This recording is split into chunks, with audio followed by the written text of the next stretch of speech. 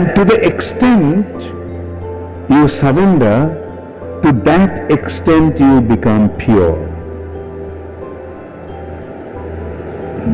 Our impurity is our desire to lord over.